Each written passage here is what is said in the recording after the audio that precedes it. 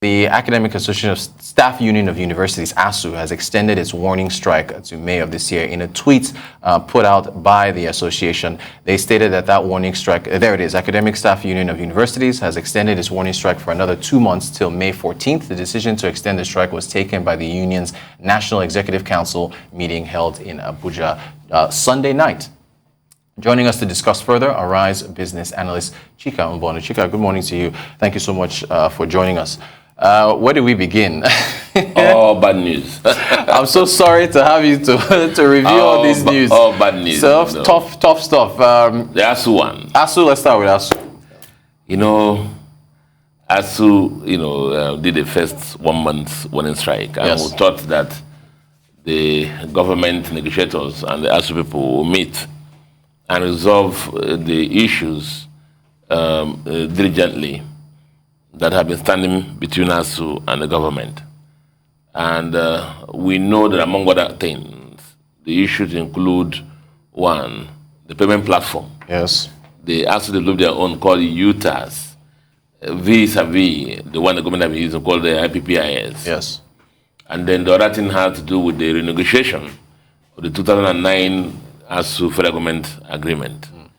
And it seemed that no progress has been made on those two fronts, among other big issues. And so it's sad to hear that they've extended this strike by another 2 months. You hear about the UTAS, the ASU saying their own comment. You hear about what the government and NTIDA is talking about also, that's responsible for approving software for government. Yeah. And you don't know who to believe. NTIDA says that the ASU UTAS failed the integrity test. As is saying that that's not true, that they actually passed 77% and 80%. And that's what decent marks. And then the renegotiation agreement, the federal government appointed a panel committee to do that. And as I said, we're not interested in that. Ours is main implementation of the 2009 agreement. The government is saying that the parameters under which the 2009 agreement were set are no longer, outside is no longer doable. The government cannot afford some of those lines, and the ASU has to be real and come and negotiate. And ASU is saying, no, agreement is an agreement. The agreement that was signed by your people. So, a difficult situation. Our children are out there. Talking to one of my colleagues, one of my staff, whose son is in the University of Gombe, and he just went back last week after the 1 month strike. And now it's going to come back again. Yeah. It's going to come back again. I just told him now he has to tell his son to come back.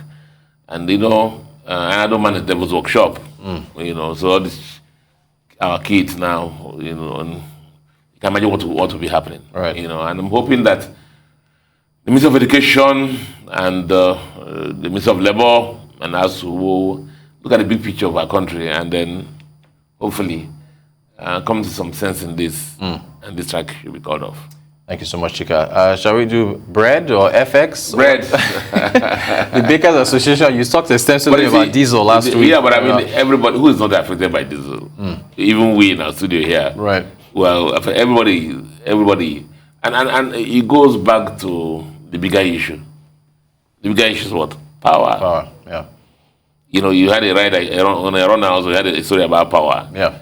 And so if power had been available to 80% of the time, the impact of diesel prices will be limited. But the issue is that after 80% of the time we're using generators. The power over this weekend, I'm not sure I had up to 1 hour power in where I live in Ikoyi. It's all running on diesel, and the prices. So if you talk about that, you go back to the issue. The issue is the failure of our power system. Now, you had a story that talked about the Gencos complaining about the Money, fact that they're being owed 1.6 trillion. Yeah. Now, the Nigerian Bucket Electricity Trading Company, NBET, is saying that's not correct. That the basic calculation of that is wrong. Now, the transmission, everybody knows that's a weak link. the discos are the last line, the people who collected the money and push back. But they have to have power to, to sell, to get revenue. So we find the whole thing is in a mess. Jenkos are saying that we'll pay for gas upfront and we'll collect payment for electricity generated instrumentally. And all those things have to be aligned. Yes. So that's the root of, if that is working, if power is working, who needs diesel? Correct. Yeah. Who needs diesel? So that's the issue. That power is not working. That's why diesel becomes the major source of power. And everybody's affected. So it's not only bread station of Nigeria. I'm sure everybody, the transporters, indirect costs, every landlord very soon. Everybody rents will go up because of diesel. And do your analysis of inflation. Yeah, inflation expectations. Expectations. You talked about it also. You're going to have a pass-through effect all over the economy. And so it just, again, when we don't take the right decisions and we take the decisions, down the line we're going to pay the price for it. And we're paying the price for all the decisions we didn't take in the past. Chika, I'm noticing a trend here. What your analysis just put from the ASU saying one thing, government saying another. To power, Jenkos are saying one thing, NBET is saying another. There's no synergy, and it seems to be just back and forth. And we're looking for somebody at the top to bring everybody together and say, guys, let's look at what's best for the country. But that's not happening. That's not happening. FX, yes. This we'll touch a little about it. You did. Again, look at it. See, listen. Where do we get FX from? Oil. Yes. Now, even everybody should know there's a problem, and the problem is this: when oil prices are moving up, what should we do? We should be pumping more, right? To maximize the advantage of the price. Yeah. That's what should happen. Yeah. But that's not happening. Rather, I'm not manufacturing this story. Yes. I'm Minister of State for you saying we don't like the high price to be too high. Too high. We want it to be $70 per barrel. Is that not funny? Right. One oil producing country that we should. If you're selling rice now, you just pump right so they can maximize the price market during that time when the price is high. Now the oil prices are tapering because of the interest of the discussion about the Russia and Ukraine are going to meet and stuff like that. So it's come down to below $110 per barrel. But the issue that's happening now, go back. Why is our minister not happy with the high oil price? Yeah. Because of the fact that we cannot pump up the volumes to take benefit of the market. Yes. Why are we not able to pump up the volumes? Because we're not made the right investments required to expand our production. As in production, infrastructure investments. Right. Why didn't you make those investments? Because it took us time to pass the petroleum industry bill. And while Nigeria was waiting, this international capital that doesn't wait for anybody has gone to look for that geographies where they are much attracted. International capital is jealous. Right. They're looking for where they are welcome. So now, after several years of wasting our time, they finally signed the PIA, Petroleum Industry Act. And even after signing it, they have been cannibalizing the act. So we don't even know where it is. And you're expecting people to invest. So again, so I said, we don't make the right decisions. Right. In the past. The impact now. The impacts, Now, that's one. Park that somewhere. The revenues we're earning from oil. Yes. What do we used to do? We reverse and use it to import PMS. Right. That's gasoline and petrol. Now, because also the price of gasoline, crude oil has gone up high, the price of PMS has gone up so high in the markets. So the dollars we're earning from crude oil, we're dedicating much now to what? In bringing PMS. The PMS petrol we're going to sell in Nigeria at what? 1 to 2 naira per liter. Subsidy is what? Very high. Yep. If you read the press, you see that smuggling now is a big business. They had the road, they say housewives, school children, everybody now is involved in smuggling of petrol. Yeah. Because of the fact that the price is very high.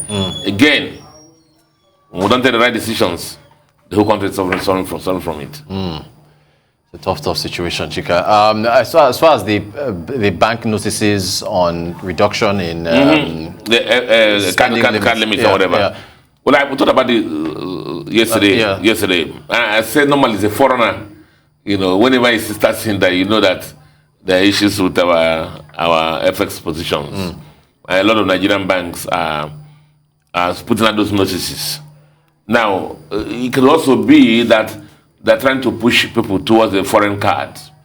That could be one reason. But the more reason why is that, again, we have challenges in meeting these positions. And that's why, as I told you, when oil prices are going up very high, I said in 2016, 2017, that was how Nigeria came out of recession. That was how, at the time, the FX rates in the black market, black market, was even lower than the official market. Because the Central Bank of Nigeria had the power. There's so much accretion to reserve, oil prices rose, our production was very solid, and therefore we were earning a lot of FX from oil. And then reserves were strong. And Central Bank had the confidence, therefore, to manage the exchange rate. Yeah. But now, that's not happening. Whereas our Minister for State is asking for prices to come down. And I remember you said that we shouldn't expect this conflict to last forever. End anytime soon. Right, which means the pressures will maintain. Yeah. Well, Chika, we thank you for joining us. There's a whole lot that's just going on right now. Thanks for the ASU. So I guess we're all hopeful now. What's happening? We hope ASU sorts out the issues. We hope the Gencos sort out their own issues. We hope that the Bread Association and so on and so forth, things calm down. And it's about aviation too. Right, exactly. The aviation industry. Aviation is also. Right. Because the aviation field is also affected. And a lot of them are cancelling flights or deferring flights because they can't get the fuel. Well, Chika, thank you for analyzing the news, whether it's good or bad. That's why we have you here to go through this. Arise Business Analyst Chika Mbonu. Chika, thanks for joining us.